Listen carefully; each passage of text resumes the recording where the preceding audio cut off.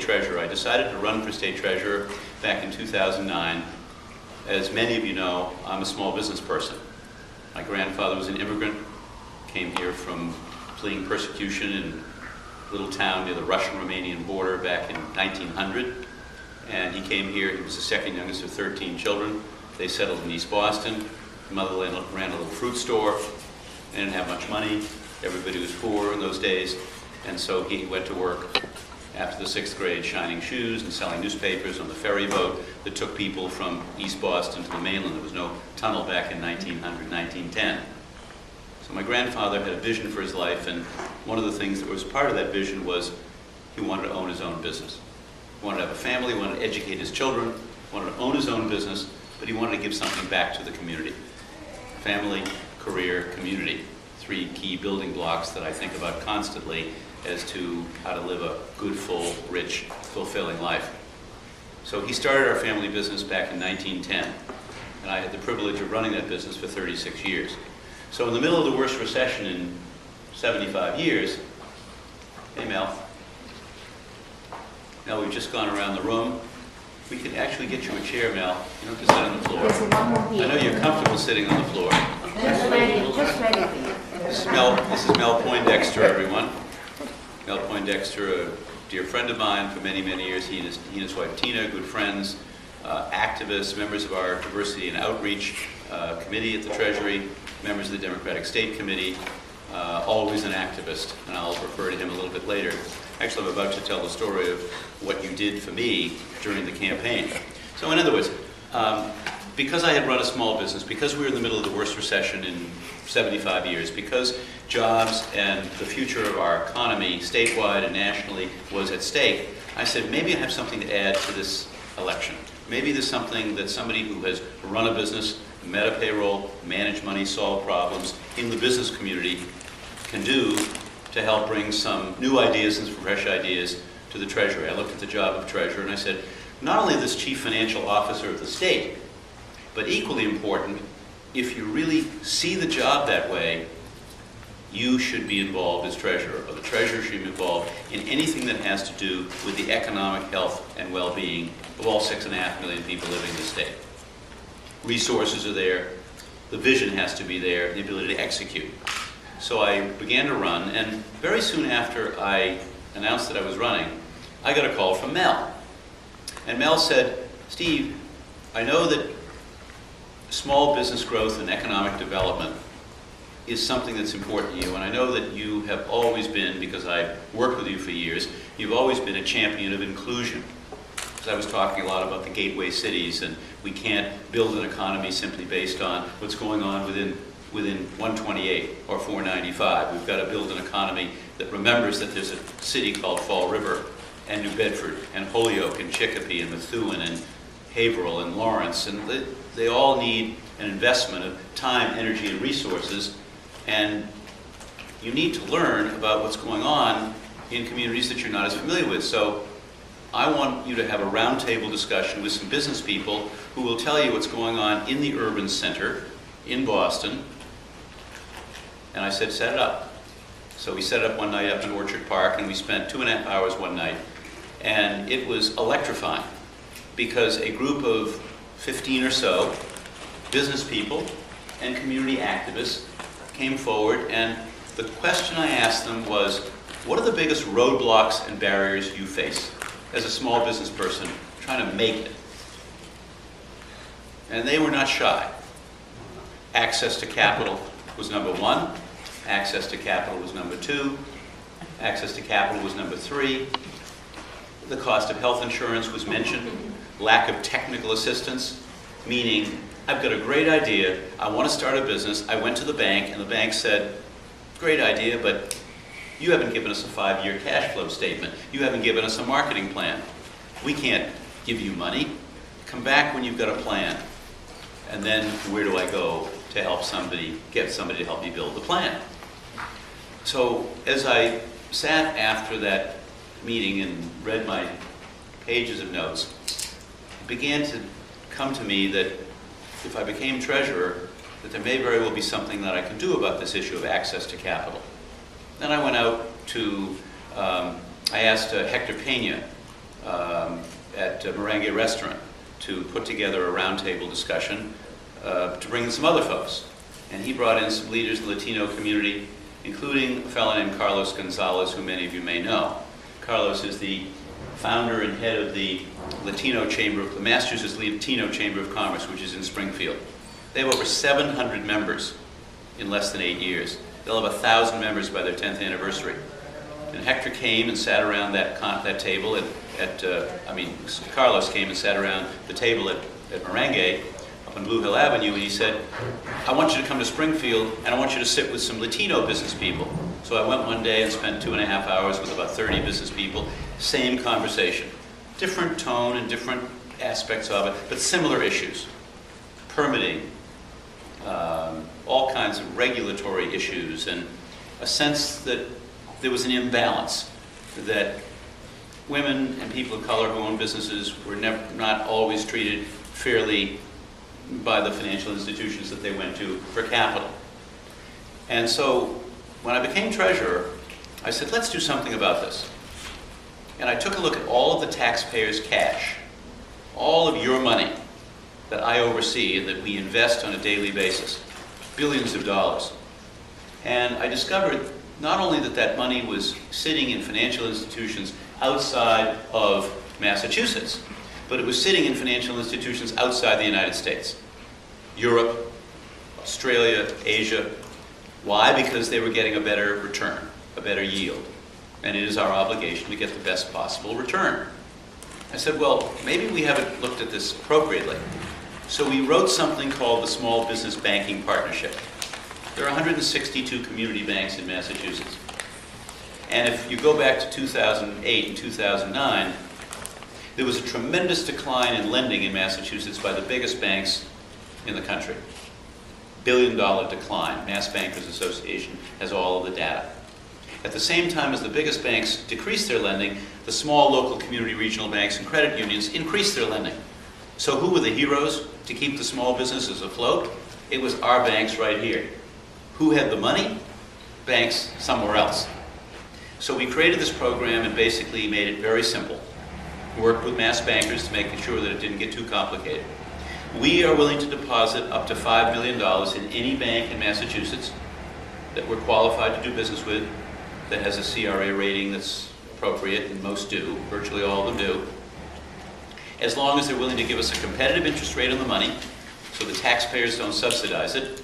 If they're willing to insure the money, so that taxpayers can't lose money, and if they make a commitment to loan the money to small businesses with a particular focus on gateway cities and a particular focus beyond that on businesses that are owned by women and people of color, an underbanked sector of the economy. Now, they don't have an obligation. There are no numbers, no quotas, no percentages, but we lay it all out. It's all in our documents. It's all on our website. And I further offered to help any of these banks market the program. So if they join the program, we'd go out and we'd do joint events, public events, to dramatize the possibilities of helping small businesses and creating jobs. Because that was basically the principle, that Massachusetts taxpayers' money should be deposited in Massachusetts banks to be loaned to creditworthy small businesses here in Massachusetts to create jobs right here. Sort of an unassailable principle, not controversial. What's happened? So far, we have deposited $136 million in 31 banks. We have 20 more banks that have signed up for the program. Bill's paper wrote an article this week just about a bank that we visited exactly a week ago. Meeting House Bank, small bank in Lower Dorchester, Lower Mills, under $100 million of assets. But they're growing, and they see opportunities, and they're going to take $1 million, not $5 million because they're not big enough, but they're going to take $1 million, and they see an opportunity. So it's happening all over the state. There is no part of this Commonwealth, if you look at a map where those banks are and where those branches are, there is no part of the state in which you can't find a bank that is part of this program. I'll tell you one story that kind of brings it all home in terms of what this program can mean. I'm sitting at my desk one day and John Boucher calls. John Boucher is CEO of South Shore Bank. And he said, Steve, we're about to make our first loan as a result of the $5 million. would you come down and be there when we present the loan so that we can get some media, some press coverage, not only for me, my bank, but also for you and the program? I said, of course. I came down to Stone Design in Weymouth. Stone Design is a little company that employs 8 people. They cut big blocks of stone, granite, marble, and they polish it, and then you put it in the center of your kitchen for a kitchen island, or you put it outdoors for a grill, or you put it in your bathroom for a sink if you're doing a new bathroom. That's what they do. So the owner of Stone Design is a man named Hoa Vu. And Hoa Vu came from Vietnam 20 years ago in 1991. Didn't have language skills, didn't have a spouse, didn't have children, didn't have job prospects. But he said, America could be a place that I can go and make something out of myself. That was what he told himself, and he came. And a number of years later, he met an Irish stonecutter named Chris, who had fought in the United States Army in Vietnam 35 years earlier. Think about the irony and the coincidence of a Vietnamese immigrant teaming up with a man who had fought in the U.S. Army 35 years ago in Vietnam.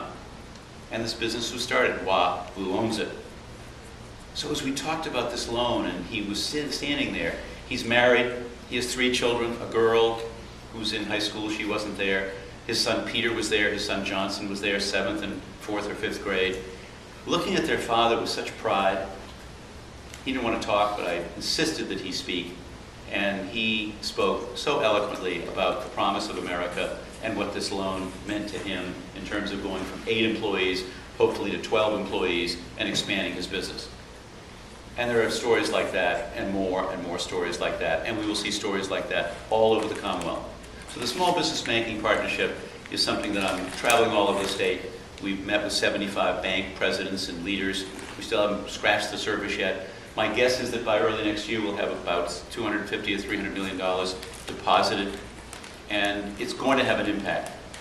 When I stood up in front of the legislature and some guests January 19th, I laid out what I thought were some fundamental principles. And I'm a little old-fashioned. When you make promises in a campaign, not a bad idea to try to keep those promises when you get elected.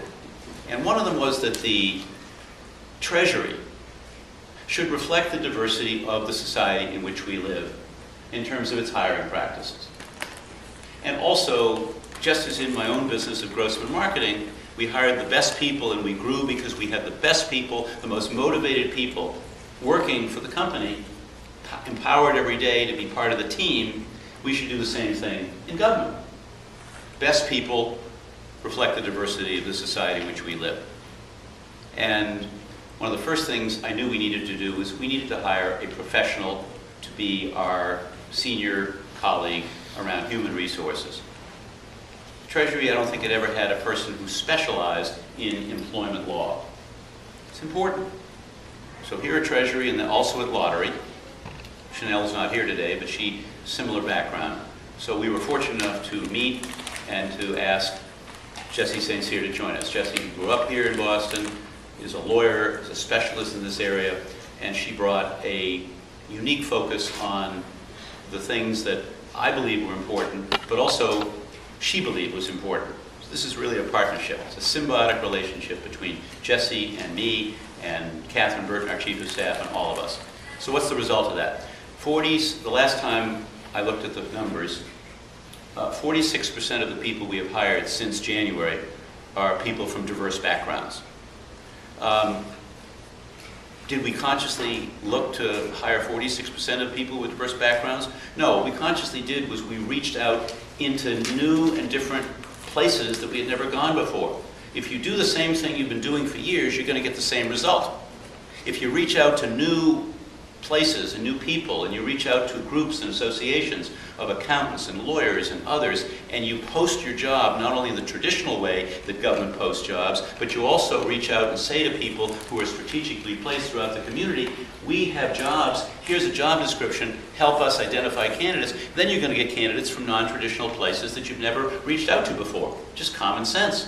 One of the reasons why our group, our Diversity and Outreach Committee, is meeting very shortly with the leadership of the Black Ministerial Alliance, because we want to have a stronger relationship. I know many of them. I've met many of them over the years. But we want to have a serious and substantive relationship so that they know what Treasury's up to, so that when they have candidates whom they think would be good candidates, and we have jobs that we have, which doesn't happen every day, but we do have jobs that get posted, we're going to have a cross-fertilization of ideas. We need this, you can help identify people. That's how we've been successful. And Jessie, because she has her finger on the pulse of Boston, and diverse Boston, because she's lived here all her life and grew up here, she, I think, brought something very special, even unique, to that job. So that's a fundamental principle here, and we've been largely successful, and it's a great team. And people are empowered because they look at their colleagues and they know that we don't hire anybody anymore based on the old way it was done. The old way it was done, people would call up, not everybody, but there was an old practice that has been abandoned. Jessie rewrote hiring guidelines. The legislature passed some rules, we went beyond those rules.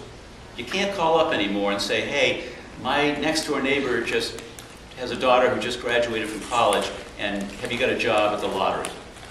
We don't do that. We don't take any calls like that anymore. You want to recommend somebody? Put it on your letterhead, put it on your stationery, send the letter in, do it publicly, and know that it's going to be a public document, but it won't even be taken into account until we get to the very end of the process, because that's really not how you get the best people. Happy to take the letters, but they really don't determine who gets hired. What determines who gets hired is who's the best person for the job.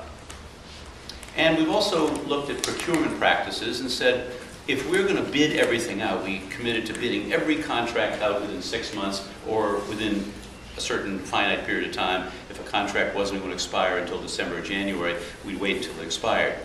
But we're bidding out probably 80 different contracts. We rewrote the basic fundamental way in which we evaluate bid submissions. So no longer is it left to the mind of the beholder. We publicly disclose. For example, we just bid out our banking practices and our banking contracts. And we knew that 90% of it was about the lowest or best responsible bid. 5% of it was about commitment to invest in Massachusetts, create jobs here, because after all, that is our job with 255,000 people out of work and an equal number underemployed. And we also wrote in 5% for being part of and having incorporated in your company infrastructure, in your company practices, a commitment to a diverse supply chain. So diversity within your business practices is one of those factors that can be scored, and 5% of the bid. All things being equal, if the two bids are identical, then we're going to focus on invest in mass and the supplier diversity chain as being two of the factors that can determine who does and who doesn't get business. We had a recent contract which we awarded, actually it's about 6 months ago now. It was a refinancing, because I do all the sale of bonds for the Commonwealth, $2 billion a year of bonds. So we had a refunding of a Plymouth, Massachusetts bond. It was an $80 million refunding. And we went out and invited proposals. And we got proposals from Bank of America Merrill Lynch, and from Barclays, and from Citi, and from all the big players. We also invited other smaller players to come in. And one of the people who came in to bid or to present was a smaller investment banking firm, but still plenty good size, called Siebert, Branford, and Schenck. And they presented a proposal. And when Colin McNaught, who runs debt here, looked at all the proposals, all 10, the biggest banks on the planet, Ramirez and Company, Siebert, Branford, and Schenck, he came forward and said, I recommend Siebert, Branford, and Schenck. Why? Because it's a minority-owned business? Why? Because it's a woman-owned business? No, because they gave us the best proposal. They happen to be a woman-owned business. They happen to be a minority-owned business. And it's the first time in the history of the Commonwealth we've ever given senior manager running the books of a deal to a women-owned and minority-owned firm. And they did a phenomenal job and saved us $12 million. And I would do business again with Suzanne Schenck over and over again because they did the job magnificently. Just a couple of other things, and then I'll love to hear from you. Financial literacy is something I deeply believe in. We have an Office of Financial Education here at Treasury. We worked with the legislature and with the governor to create something called the Financial Literacy Trust Fund, it's called, Financial Literacy Trust Fund. It essentially gave us permission to create a 501c3, a nonprofit organization, to raise money from the private sector, from foundations, from wealthy individuals, to help invest in financial literacy.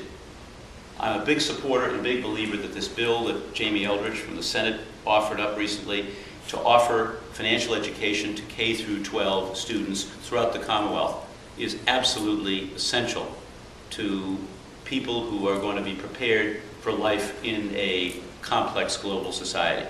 Financial education built into the curriculums. But it's more than just that. It's about single moms, so many of whom live in urban communities all over this Commonwealth, who don't know how to put a household budget together because they've never been taught. They don't do business with a bank, they do business with a check cashing service because they didn't know and nobody had ever taught them.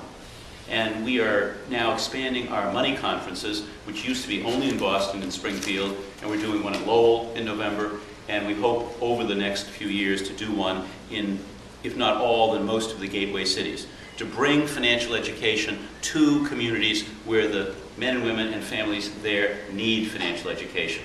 Because nobody from Lawrence is going to come to Springfield or to Boston. Nobody from Methuen is going to come to Springfield or Boston. You want to give it to people in Methuen or Lawrence or Fall River or New Bedford, you've got to do it there. You've got to bring it to people's neighborhoods and to their communities. And it's also about seniors who are growing older with an income that they thought was going to be based on 4% return on their limited savings. All of a sudden they're making 1 1/4. And we're now asking our grandparents to make choices between food, rent, and meds because they can't afford it all. There's a story in today's paper about that, today's Globe, about that very topic. So financial education and financial literacy. An experience the other day, we had our first ever Prepare for Life reality fair at Dotwell over on Dorchester Avenue just last week. 125 high school students came from 3 alternative high schools, and they spent the whole day learning about how to make choices with their lives. And after they heard the speeches from the usual group of political people and other administrators, we cleared all the chairs out, and I stayed a while, and I walked around and looked at the faces of the young people who were there, 125 high school students. And they were asking questions like, well, when do you think I can afford to buy a home? And somebody said, well, I'd like to buy a pet. You had to imagine, it was essentially a simulated program where you had to imagine I'm 25 years old and I'm a biopharmaceutical manufacturing engineer and I'm making $68,000, or I'm a social worker making $42,000, or I'm something else. And once you imagine and they give you an income that you would earn, then you have to figure out how are you going to spend that money and make ends meet and live within your means. It included charitable contribution, whether to buy a car or not, to use public transportation. And there was passion and fire in the eyes of those young people from those 3 alternative high schools. It's just a great example of how we can teach financial education to people. And it had never been done in Boston. It's been done in Brockton and other places since 1999, but never been done in Boston. I could go on, but I won't, because I'm very interested in your thoughts, because many of the things I've talked about here are things that we've barely begun to scratch the surface on and with. But we're absolutely focused on sort of 4 basic principles: protecting the public's money, helping to create jobs in each and every part of the state without exception, promoting growth and promoting our competitiveness, aligning our public colleges and universities and our vocational technical schools with the needs of the business community, figuring out what businesses are going to need over the next 5-10 years, and asking our public colleges, all of our community colleges, our 29 public colleges, to create programs, certificate programs, to teach people so that when they come out with those certificates, they can actually find a job and go to work. You all know the numbers as well as I do. 46% increase in Asian American citizens in the last 10 years.